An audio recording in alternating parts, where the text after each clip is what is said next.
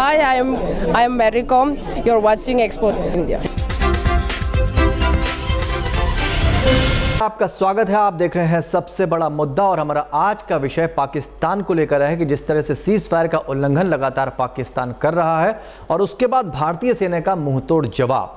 क्या स्थिति बन रही है सीमा के ऊपर, क्या पाकिस्तान युद्ध करने की स्थिति में है और पाकिस्तान ने जिस तरह का फर्जी वीडियो जारी किया है उसके मायने क्या निकाले जाएं। इन सारी बातों को लेकर हमारे साथ स्टूडियो में इस वक्त मौजूद हैं वरिष्ठ पत्रकार रामहित नंदन जी। नंदन जी, बहुत बहुत स्वागत करते हैं आपका। सबसे बड़ा सवाल यह है कि जो तस्वीरें अभी आई हैं उससे पूरे देश में खुशी की लहर है कि पाकिस्तान को अब उसकी ही भाषा में जवाब मिलने लगा है। ये जो स्थिति बन रही है ये कहीं ना कहीं भारत पूरी से तरह से तैयार है, इसको माना जाए कि अब जो भी तुम करोगे उसका करारा जवाब तुमको मिलेगा, क्या ये मान लिया जाए? देखिए, हमारे देश में बहुत ज़माने से, बहुत अरसे से एक नीति रही कि वहाँ जो पाकिस्तान की जो चुनी हुई सरकार होती थी या सो कॉल्ड लोकतांत्रिक सरकार होती थी, हम उससे गलबहियाँ और झप्पियाँ करते रहते थे और दूसरी तरफ जो पाकिस्तानी आर्मी थी वो अपना खेल खेलती रहती थी। और जब भी अब जैसे हमारे प्रधानमंत्री, जब नरेंद्र मोदी जी प्रधानमंत्री बने तो उन्होंने कोशिश की कि स्थितियों को सामान्य किया जाए। उन्होंने नवाज शरीफ को बुलाया, इस इलाके के और भी जितने देश हैं उनके प्रधानमंत्रियों को बुलाया, साथ के सभी लोगों को बुलाया उन्होंने, और एक कोशिश की कि नए सिरे से एक आगाज़ किया जाए। लेकिन आपने देखा क्या हुआ, उसी समय उसी दौरान काबुल में हमारे कॉन्सुलेट पर हमला हो गया। तो जब भी मोदी सरकार ने या मोदी ने कुछ कोशिश की, प्रधानमंत्री ने कोशिश की, उसका जवाब मिलिट्री ने नकारात्मक रूप में दिया। तो धीरे धीरे ऐसा नहीं है कि मोदी को समझ में नहीं आता था, मोदी जी इतने साल से, लेकिन मोदी जी को भी इंटरनेशनल पॉलिटिक्स की अच्छी जानकारी है। तो लेकिन मोदी जी ये जानते थे कि उनको 12 साल तक हाउंड किया गया गुजरात के दंगों को लेकर के और तरह तरह से। तो उन्होंने पूरा मौका दिया पाकिस्तान को, पाकिस्तान की चुनी हुई सरकार को, कि भाई हम आपके सामने हाथ बढ़ाते हैं, अगर आप कुछ दम है आपके अंदर, अगर आप कुछ सक्षम है करने में तो आइए हम मिल बैठ कर के काम करते हैं।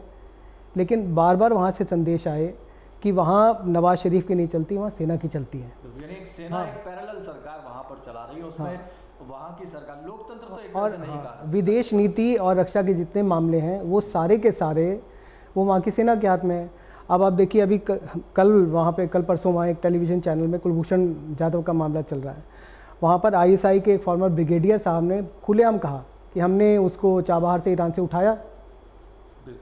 उसके बाद सेना ने उसको पकड़ा, बलूचिस्तान में ला करके उसकी गिरफ्तारी दिखाई गई। उसके बाद जब वो मामला Hindustan international court of justice में ले गया तो वहाँ पर जो वकील किया वो भी सेना ने किया, और जब वहाँ पे लात पड़ी तो नवाज शरीफ को वहाँ पे लोग गाली देने लग गए। तो वहाँ पर ये चक्कर चल रहा है कि जो भी अच्छा होता है वो उसका सेना श्रेय ले लेती है, जो बुरा होता है उसका श्रेय बेचारे नवाज शरीफ को दे दिया जाता है। तो ये बहुत साफ बात है जो यहाँ पर कह रहे हैं रामहित नंदन जी, बहुत साफ बता रहे हैं कि दरअसल वहाँ सरकार नहीं चलाती, सरकार सत्ता में केवल एक स्टैचू की तरह बैठी हुई। बाकी अगर सरकार चलाने की बात की जाती है, शासन की बात की जाती है तो शासन वहाँ सेना का चलता है। लेकिन नंदन जी, अगर ये देखा जाए कि अभी जो हालात बने हुए हैं भारतीय सीमा के ऊपर और पाकिस्तान ने जो फर्जी वीडियो भी एक तरह का जारी किया है, अब स्थिति बहुत दयनीय होती सी नज़र आ रही है। लेकिन क्या ये माना जाए कि इन सारी चीज़ों से पाकिस्तान जो है संभलने वाला है या सीमा पर अपनी इस तरह की हरकतें बंद कर देगा? देखिए, पाकिस्तान की सेना बहुत शातिर खेल खेलती रही है। 1948 में उन्होंने हमला किया कश्मीर पर।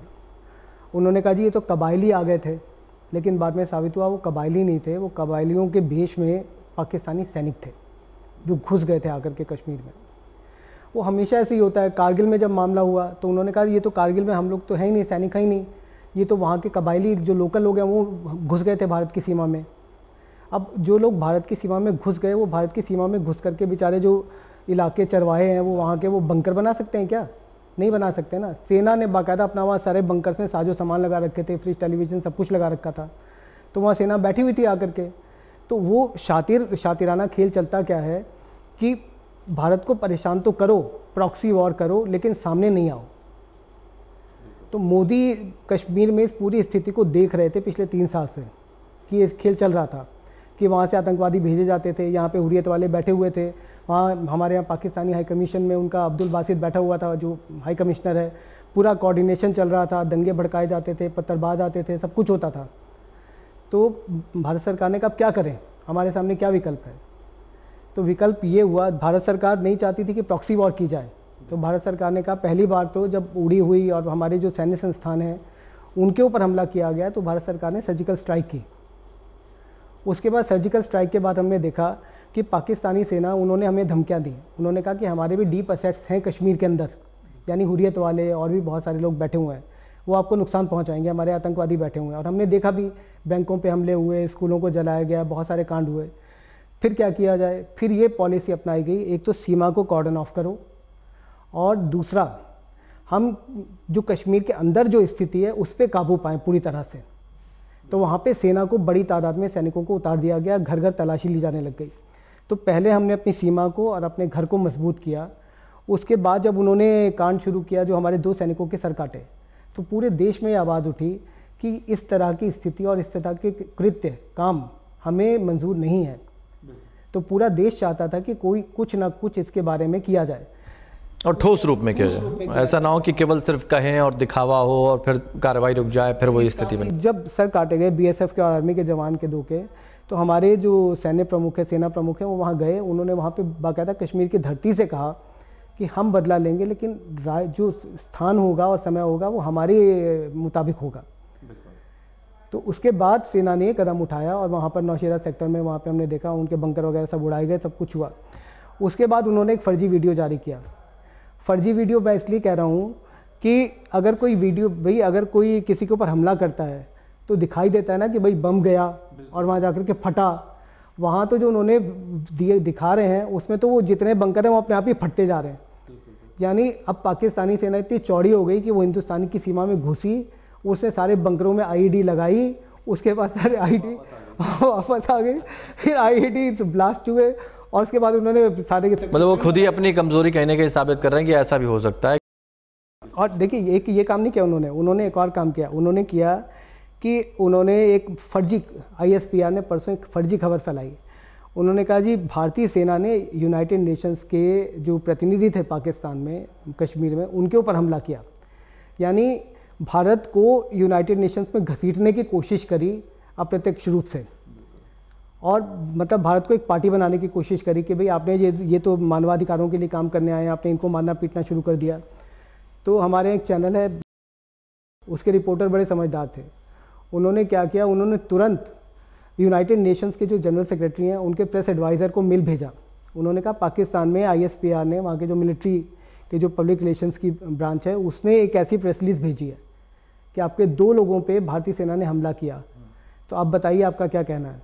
तो वहाँ से तुरंत मेल आया कि भाई हमारा ऐसा कुछ नहीं हुआ, हमारे 2 लोग गए थे और पाकिस्तानी सेना ने उनको एस्कॉर्ट किया था, और वहाँ पर जब वो वहाँ गए तो उन्होंने गन फायरिंग हो रही थी उसकी आवाज़ सुनी, लेकिन उनके साथ कुछ नहीं हुआ, वो बहुत दूर थे।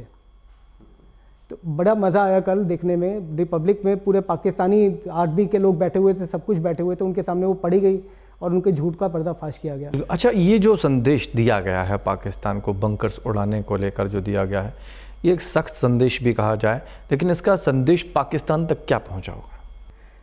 भारत सरकार अब सीमा LOC के परे भी देख सकती है और देख रही है। ये आपको दूसरी बार बताया गया है। पहली बार आपकी सीमा में घुसे थे, इस बार हमने अपनी ही सीमा के अंदर से आपके यहाँ फायर किया। तीसरी बात कि अगर आप नहीं सुधरे तो अब इसके आगे भी कार्रवाई हो सकती है। यानी आप अलर्ट रहे, बड़ी कार्रवाई हो सकती है। आपको बताऊं क्या हुआ, हमारे जो वायुसेना प्रमुख हैं उन्होंने अपने सभी एम्प्लॉयज़ को चिट्ठी भेजी कि आप तैयार रहें। मैं ही नहीं कहता कि भारत सरकार की मंशा ऐसी थी कि युद्ध करना है, क्या करना है, हाँ 12,000 सैनिकों को, लेकिन वायु सैनिकों को, लेकिन उन्होंने कहा कि आप तैयार रहें। उसके बरक्स में हमने कल देखा, परसों फिर नाटक शुरू हो गया। पाकिस्तान के सेना प्रमुख गए जी, वो पीछे वाली सीट पे बैठ रहे थे, उनको बिठाने के लिए 5 लोग आसपास उनके घूम रहे थे। फिर उन्होंने कहा जी उन्होंने विमान उड़ाया, उड़ाते हुए नहीं दिखाया, सर वो बिठू करके वो किसी तरह से उनको घुसा करके विमान के अंदर, विराज के अंदर, और वो पूरी पब्लिसिटी हो गई जी, स्कर्दू में पहुंच गए जी पाकिस्तान के सेना प्रमुख, ये वो सब खेल के आ गए, just like a puppet show. तो पपेट शो उन्होंने किया।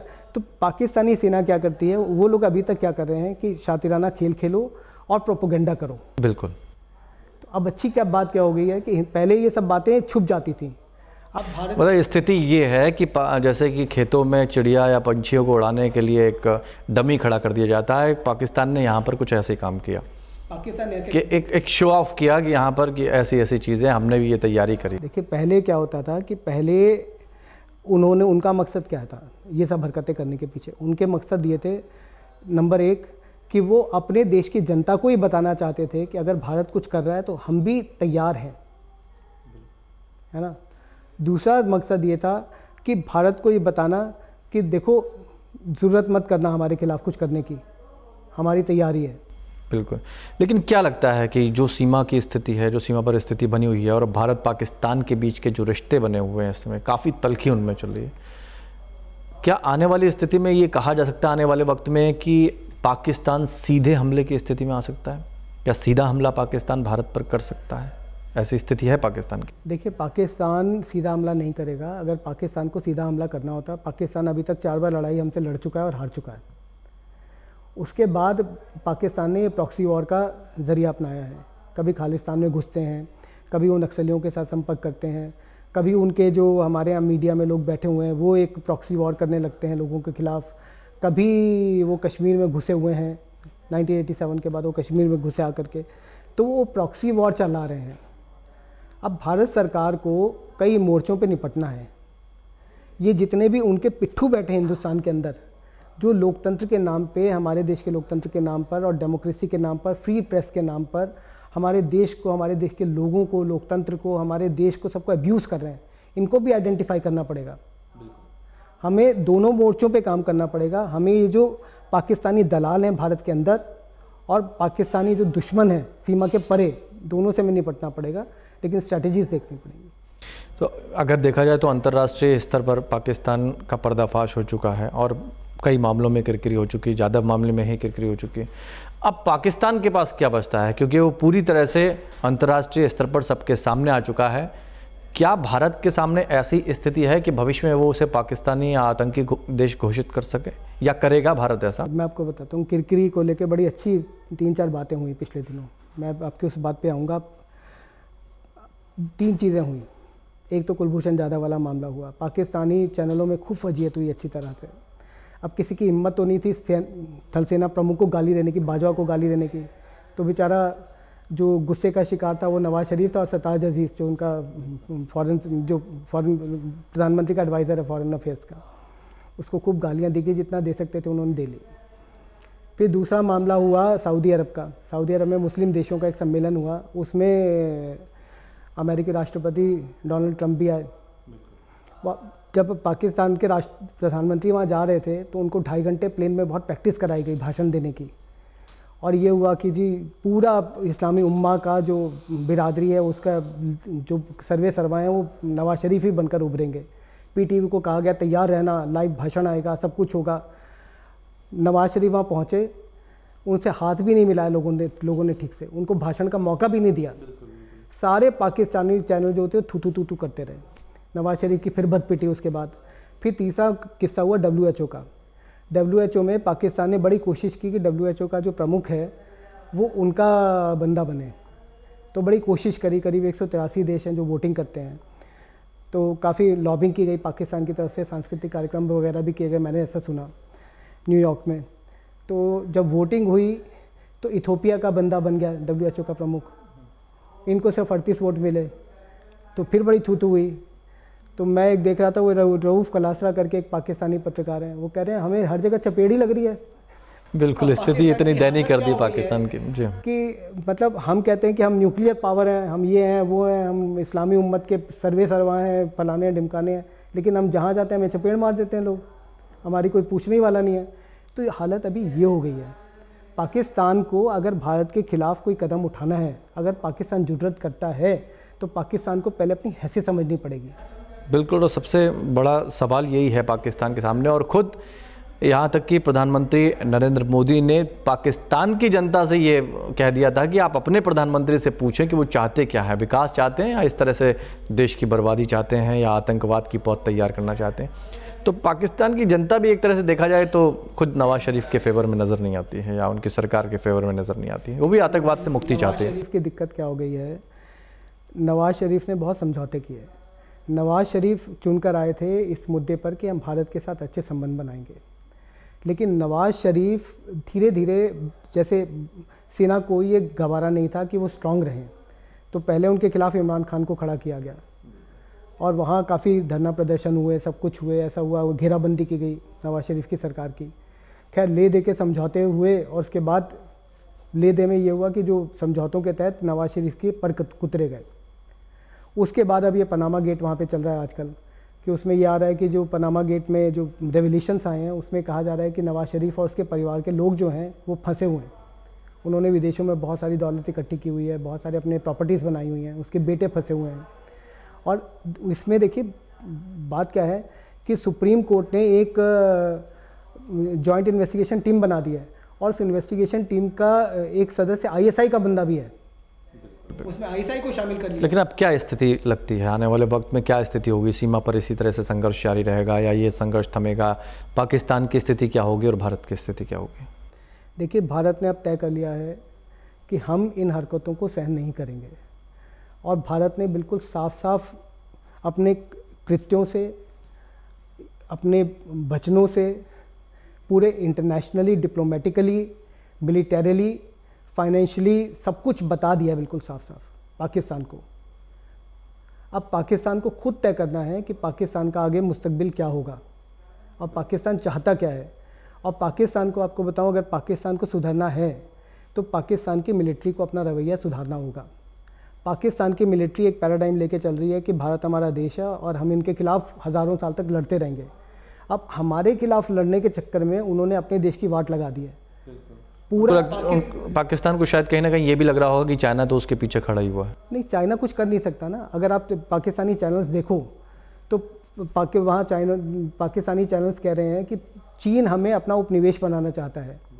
पहले ईस्ट इंडिया कंपनी ने हमें अपना उपनिवेश बनाया, कॉलोनी बनाया, अब चाइना हमें कॉलोनी बना रहा है। क्योंकि वो जो कुछ कर रहा है वो एहसान नहीं कर रहा है, वो काफ़ी उसके लिए पैसे ले रहा है और पाकिस्तान ऋण में बहुत बुरी तरह से डूब गया है। पाकिस्तान का जो जीडीपी का करीब 58% हिस्सा है वो कर्ज है। यानी अब पाकिस्तान को ये तय करना होगा कुल मिला के कि वो किस तरफ जाए, आतंकवाद की तरफ जाए, यूं ही भारत से संबंध खराब करे, या फिर उसे सोचना पड़ेगा कि भाई अपने देश में भी लोकतंत्र लाया जाए। और एक नहीं, लोकतंत्र नहीं, पाकिस्तान की आर्मी को अपना ढर्रा सुधारना पड़ेगा, बैठ करके सोचना पड़ेगा कि हम जिस रास्ते पर, अभी मैं आज ही देख रहा था कि मतलब भारत से लड़ने के चक्कर में 70 साल में हम कंगाल हो गए, ये वहाँ के बड़े बड़े पत्रकार कह रहे हैं। तो अब पाकिस्तानी आर्मी को अपना ढर्रा सुधारना पड़ेगा। देखिए, पाकिस्तान का 25% बजट आर्मी के ऊपर खर्च होता है। एक आखिरी सवाल ये पूछना चाहेंगे, भारत किस तरफ है और पाकिस्तान किस तरफ? अगर युद्ध होता है, युद्ध की स्थिति बनती है, तो क्या लगता है कि कौन कितना मजबूत नज़र आता है वर्तमान समय में, जबकि भारत की भी अगर देखा जाए तो बहुत सारी कमजोरियां हैं आधुनिक हथियारों को? तो मैं देखिए वहीं पाकिस्तानी पत्रकार के मैं शब्दों में आपको बताता हूँ। उनके एक बहुत बड़े पत्रकार हैं हसन निसार, उन्होंने कहा, उनसे बात की गई, बहुत सारे कुछ जिसको कहते हैं उत्साही लाल बैठे हुए थे, उन्होंने कहा जी हमारे पास तो बम है, हम बम मार देंगे हिंदुस्तान के ऊपर, हम तो ये कर देंगे, वो कर देंगे। तो उन्होंने कहा कि होश की दवा करो, तुम्हारी आबादी 18 करोड़, उनकी आबादी है कितनी, 120 करोड़। कह रहे अगर तुम उनका कितना हिस्सा तबाह कर दोगे हिंदुस्तान का, अगर आप 75% भी तबाह कर दोगे तब भी वो 20-25 करोड़ बच ही जाएंगे, तुम तो पूरे के पूरे तबाह हो ही जाओगे। तो इनको सोचना पड़ेगा ये किस रास्ते पर जा रहे हैं। चलिए नंदन जी, बहुत बहुत शुक्रिया इन सारी बातों को जवाब देने के लिए, हमारे स्टूडियो में आने के लिए। तो ये समझना होगा इन सारी बातों को कि जिस तरह की स्थिति पाकिस्तान के सामने बनी हुई है, भले ही वो अंतर्राष्ट्रीय स्तर पर या दुनिया को ये दिखाने की कोशिश कर रहा है कि वो भारत से निपटने के लिए, हर चुनौती से निपटने के लिए तैयार है, लेकिन असल में उसकी स्थिति इस वक्त इतनी दयनीय हो चुकी है कि अगर उसने जल्द नहीं सोचा कि उसे देश को किस तरफ ले जाना है, सेना ने नहीं सोचा पाकिस्तान की अगर भारत के साथ किस तरह के संबंध रखने या कौन सा रास्ता अपनाना है, तो पाकिस्तान की जो बर्बादी के दिन हैं वो ज़्यादा दूर नहीं है। तो सबसे बड़ा मुद्दा में आज इतना ही। देखते रहिए एक्सपोज इंडिया। परंपरा को आगे बढ़ाने का संकल्प है हमारा, क्योंकि आपकी उम्मीद पर टिका है परिवार हमारा। अमर भारती एक उम्मीद, जज्बा बुलंद हौसलों का, जज्बा भारत के निर्माण का।